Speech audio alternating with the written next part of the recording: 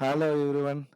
അപ്പൊ നമുക്ക് changes in ഇക്വിറ്റിയുടെ വേറൊരു പാറ്റേൺ ഉള്ള ക്വസ്റ്റ്യൻ നോക്കാം. നമ്മൾ കഴിഞ്ഞ വീഡിയോയിൽ നോക്കിയത് എന്തായിരുന്നു? ഓപ്പണിംഗ് ബാലൻസും ക്ലോസിംഗ് ബാലൻസും തന്നിട്ട് ഇതിന്റെ ഇടയ്ക്ക് നടന്ന ആ വർഷം നടന്ന ട്രാൻസാക്ഷൻസ് എങ്ങനെയാണ് ഓപ്പണിംഗിൽ നിന്ന് ക്ലോസിംഗിലേക്ക് എത്തിയെന്നുള്ള ഒരു കാര്യമാണ് നമ്മൾ ചെക്ക് ചെയ്യുന്നത്. ഇവിടെ എങ്ങനെയല്ല, ഓപ്പണിംഗ് ബാലൻസ് തരുന്നു, അതിനോടൊപ്പം തന്നെ ആ വർഷം നടന്ന ട്രാൻസാക്ഷൻ തന്നു. നമ്മളെ സംബന്ധിച്ചിടത്തോളം ഇത് കൺസിഡർ ചെയ്തുകൊണ്ട് ക്ലോസിംഗ് ബാലൻസ് എത്രയാണെന്ന് കണ്ടുപിടിക്കുക എന്നുള്ളതാണ്. ഇപ്പൊ കഴിഞ്ഞ വീഡിയോയിൽ എങ്ങനെയായിരുന്നു? ഓപ്പണിംഗും ക്ലോസിംഗും തന്നു, ഇൻ ബിറ്റ്വീൻ നടന്ന കാര്യം നമ്മൾ മനസ്സിലാക്കി, ആ ഡിഫറൻസ് മനസ്സിലാക്കി നമ്മളൊന്ന് അപ്ലൈ ചെയ്ത് നോക്കുമായിരുന്നു. അപ്പൊ ഇതെങ്ങനെയാണ് നമുക്ക് ചെയ്ത് നോക്കാം. Now, S Limited provides the following information for the year ended 31st March 25. Equity capital, opening balance 10 lakh, securities premium 2 lakh, general reserve 1,50,000, retained earnings 3 lakh, other comprehensive income 40,000. Comparative items കുറവാണ്. ആ വർഷം നടന്ന കാര്യം, company boat back shares worth rupees 2 lakh, net loss for the year 80,000, dividend paid 50,000, transfer from general reserve to retained earnings ആണ്. റിസർവിൽ നിന്നുകൊണ്ട് return ഏർണിംഗ്സിലേക്ക് ഒരു 30 രൂപ പോയെന്ന്, 30,000 റുപ്പീസ് പോയെന്നാണ്. Then other comprehensive income loss 10,000 ആണ്. To prepare statement of changes in equity for the year end 31st March 2025. Okay, ഞാൻ ഇവിടെ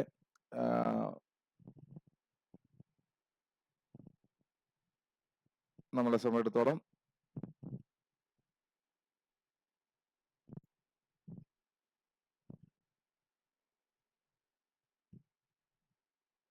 ഇതിന്റെ ഓപ്പണിംഗ് എല്ലാം ഞാൻ ചെയ്തിട്ടുണ്ടായിരുന്നു.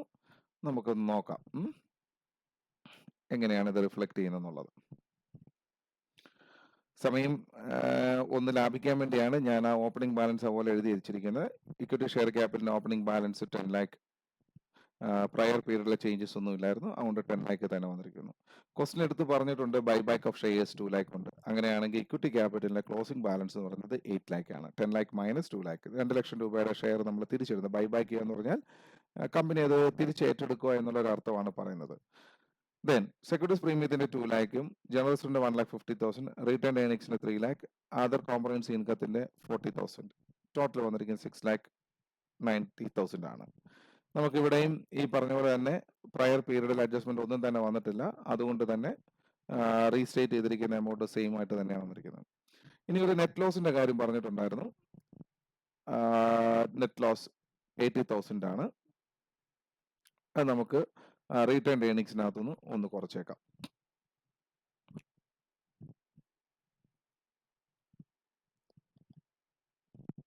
ഓക്കെ, ദെൻ ഡിവിഡൻഡ് പറഞ്ഞിരിക്കുന്ന ഡിവിഡൻഡിന്റെ എമൗണ്ട് എന്ന് പറയുന്നത് 50,000 ആണ്. ഡിവിഡൻഡ് നമുക്ക് റീറ്റേൺ ഏർണിംഗ്സിനകത്തു നിന്നാണ് കുറവ് വരുന്നത്.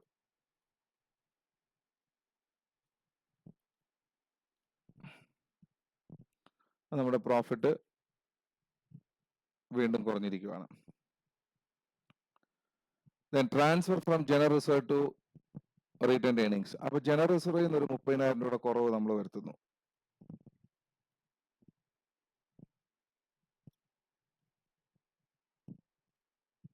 സെയിം എമൗണ്ട് റീറ്റേൺ ഏർണിംഗ്സിൽ ആഡ് ആവുന്നു. Clear? Then other comprehensive loss, ഇവിടെ നമുക്കൊരു 10,000 ലോസ് പറഞ്ഞിട്ടുണ്ടായിരുന്നു.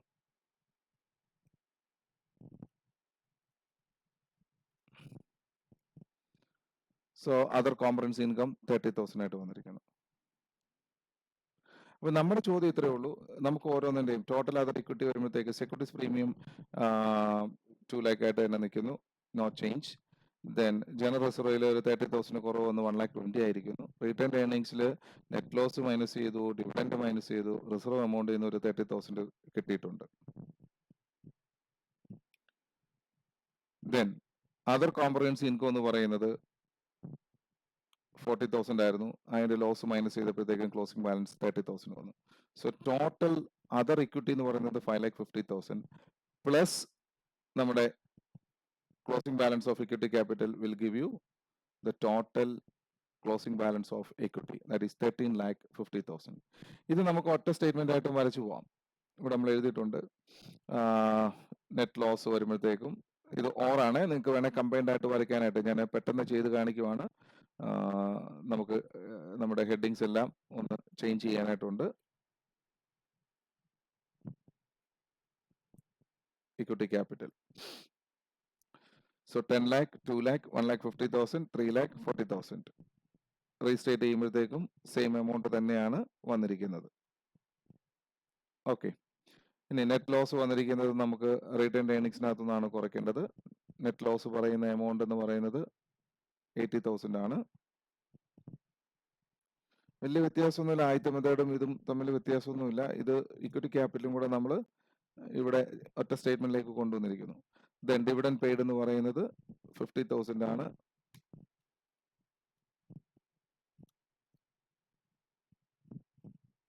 Then transfer from general reserve. General റിസർവിൽ നിന്ന് ഒരു 30,000 കുറയുന്നു. അത് റിട്ടേൺ ഏർണിങ്സിൽ കൂടുന്നു.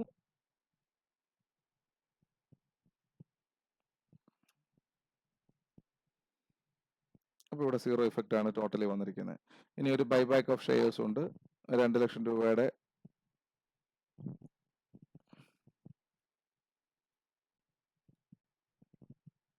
ദെൻ അതർ കോംപ്രഹെൻസീവ് ലോസ് ഒരു 10,000 ഉണ്ട്.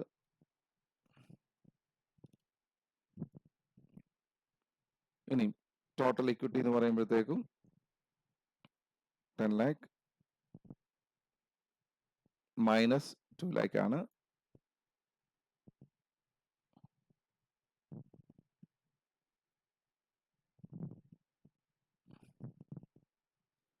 സോ നമ്മുടെ ഓരോന്നിന്റെ ബാലൻസ് എന്ന് പറയുന്നത് 10 lakh.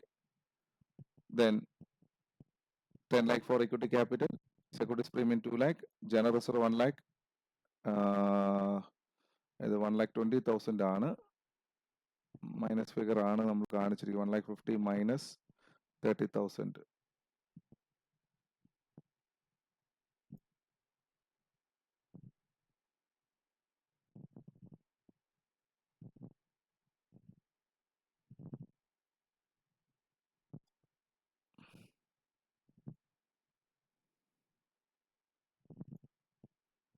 $1,20,000. ദെൻ ഇവിടെ 3 lakhൽ നിന്ന് മൈനസ് 80,000 മൈനസ് 50,000 പ്ലസ് 30,000.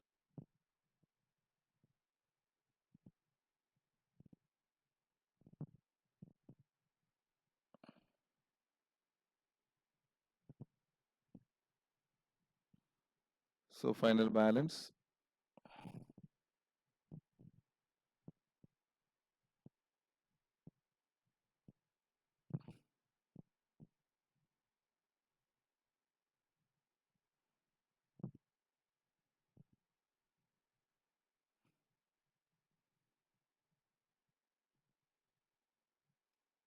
നമുക്കൊന്നുകൂടെ ഒന്ന് ടാലി ചെയ്ത് നോക്കാവേ.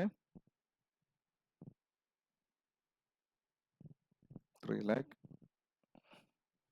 minus 80,000 minus 50,000 plus 30,000.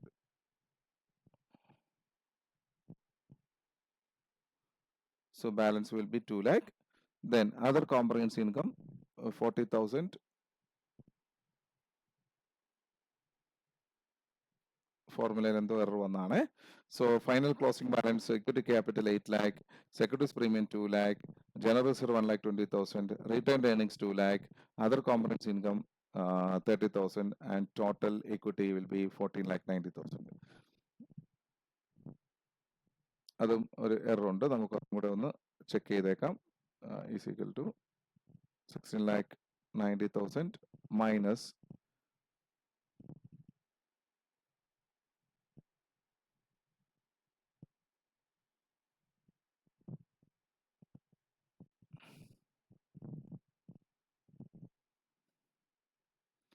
minus 80,000 minus 15,000 minus 2 lakh minus 10,000.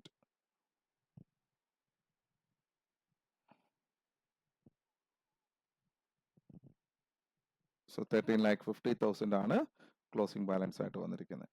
അപ്പൊ ഇത് നമുക്ക് ഞാൻ പറഞ്ഞല്ലോ, ഇത് ശരിക്കും പറഞ്ഞ ഒരു കോളത്തിലുള്ള ഒന്നിൽ കൂടുമ്പോൾ ചിലയിടത്ത് കുറയുന്നുണ്ട്. ചിലപ്പോൾ ഇമ്പാക്റ്റ് ഒന്നും ഉണ്ടാകുന്നില്ല, ടോട്ടലി മാത്രമായിരിക്കും കുറയുന്നത്. എനിവേ, ഓപ്പണിംഗ് ഡേയിൽ നിന്നുകൊണ്ട് ഇവിടെ നോക്കുവാണെങ്കിൽ 6,90,000 നിന്ന് 13,50,000 അതർ ഇക്വിറ്റി വന്നിരിക്കുന്നത്. 10 lakh 8 lakh ആയി. അങ്ങനെ ടോട്ടൽ 13,50,000 ഓർ 16,90,000 ഓപ്പണിംഗ് ടോട്ടൽ ഇക്വിറ്റിയിൽ നിന്നുകൊണ്ട് ക്ലോസിംഗിൽ വന്നപ്പോഴത്തേക്കും 13,50,000 വന്നിരിക്കുന്നു. അപ്പൊ ഇത് എന്തുകൊണ്ടാണെന്നുള്ള കാര്യം നമ്മളിവിടെ കൃത്യമായിട്ട് എഴുതി പോയിട്ടുണ്ട്. ഒന്നും കൂടെ നിങ്ങൾക്ക് വേണമെങ്കിൽ ആൻസർ പാർട്ടിൽ കൃത്യമായിട്ടൊന്ന് എടുത്ത് എഴുതണം. എന്തുകൊണ്ടാണ് കൂടുതൽ അത്ര ഒരു കുറവ് വന്നിരിക്കുന്നതില്ല കൂടുതൽ വന്നിരിക്കുന്നതിനെ കുറിച്ച് നിങ്ങൾക്ക് വേണമെങ്കിൽ എഴുതി പോകാവുന്നതാണ്. അപ്പൊ എല്ലാവർക്കും മനസ്സിലായെന്ന് വിശ്വസിക്കുന്നു. നമുക്ക് അടുത്തൊരു വീഡിയോയുമായി അടുത്തൊരു ക്ലാസ്സിലേക്ക് വരാം. ഓക്കെ, അപ്പം എല്ലാവരും ഇത് ചെയ്ത് പഠിക്കണം. Thank you.